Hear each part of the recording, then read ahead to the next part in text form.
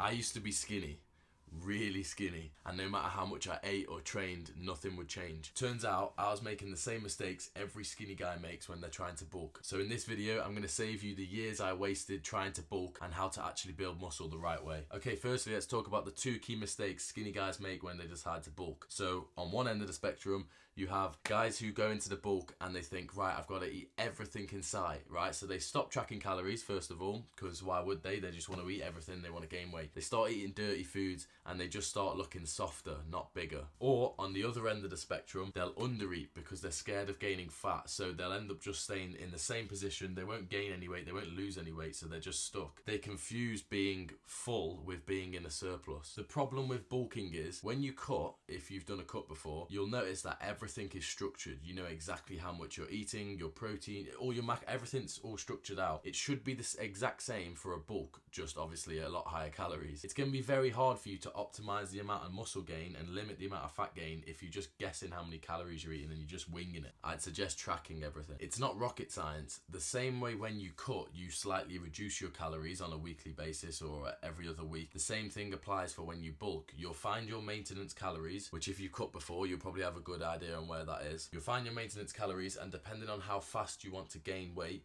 you'll either increase it by around 300 to 500. 500, obviously you'll gain weight a lot quicker, which if you're really skinny like I was, then I'd suggest doing this. So once you've added this surplus, there are then 3 key points, probably the most important points in the whole video, that are going to allow you to track if you're gaining muscle or not. So the first one is obviously your weight. So weigh yourself at least once a week. You want to be aiming to gain around 1/4 kilo to 1/2 kilo a week. Anything more than half, you're going to get diminishing returns. You're going to be gaining a lot more fat than muscle. You can only gain muscle so fast. Now, tracking your weight is very important, but it's not going to indicate whether you're actually gaining muscle or just fat. These next 2 points are going to actually indicate solely if you're gaining muscle or not. The first one is progressive overload. So you should be tracking every lift in the gym, but just make sure you're at least tracking the compound lifts. So your bench press, your squat, your deadlifts if you do them. And if you're getting stronger, you're gaining muscle. You can't get stronger in the gym without gaining muscle. You're not going to gain fat and get stronger. And the second point is your body composition. So do you actually look better? The best way to track this is to take a photo every single week in the same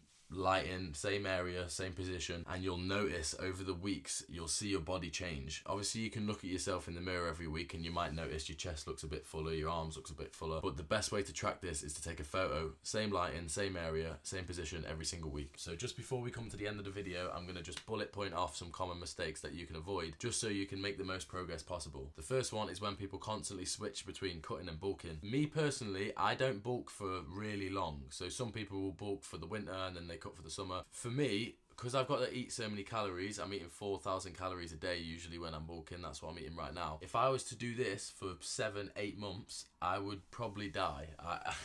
So I tend to bulk for 2 to 3 months at a time, then introduce a mini cut, then go back into a bulk. A few reasons for this is, one, I don't want to gain too much fat. If you start gaining too much fat, you will become less insulin sensitive, so you'll basically be less anabolic. Your body won't be as good at storing the food into your muscles, it'll just store it as fat. The fatter you get, the easier it is to gain fat, basically. Another reason is I'm naturally skinny, so I have to eat a lot of food. I think right now I'm eating 4,100 calories during my bulk. If I was doing that for 8 months, I would become so sick of food, I'd probably hate my life. So I tend to do it for just 3 months, introduce a mini cut, and then go back into a bulk. That way I can just repeat it as many times as I want. The next mistake is to not guess your intake. I know I've already gone over this in the video. You need to be tracking your foods. Unless, like I say, unless you've been training for 10 years and you can look at a meal and you know exactly what's in it and exactly all the calories, you need to be tracking your foods. Same when you cut. When you cut, you don't just guess your calories, do you? You actually track everything. Third mistake is diets. So if you are following the carnivore diet or you're doing intermittent fasting, you're a hard gainer, so you're gonna have to eat a lot of food. Doing intermittent fasting or things like the carnivore diet, it's gonna be pretty much impossible to be cramming in loads of food. I suggest you should be splitting all your meals up evenly throughout the day. You wanna, as soon as you wake up, if you're a hard gainer, as soon as you wake up, you wanna be eating your first meal. It makes it that much easier when it comes to the end of the day. You don't have to start force feeding yourself. And then if you're following a ketogenic or carnivore diet, you're limiting the amount of muscle you can gain because your muscle is fueled by carbohydrates. I'd at least suggest you start eating carbohydrates around your workout windows. You don't have to eat it in the morning, you know, if you like staying focused. I understand that eating 1,000 calories, primarily carbs, first thing in the morning can give you a bit of brain fog if you have to work, but at least structuring carbohydrates around your workout window. And the last mistake is to not expect changes within a few weeks. Now, the first couple of weeks you will gain water weight, so you might look a bit fuller, but you're not going to make serious gains for at least probably 2 months of a consistent bulk, consistent diet. So I hope this video has saved you a couple of years of making bad mistakes like me. So just as an idea, I've been training for probably around 5 years now. The first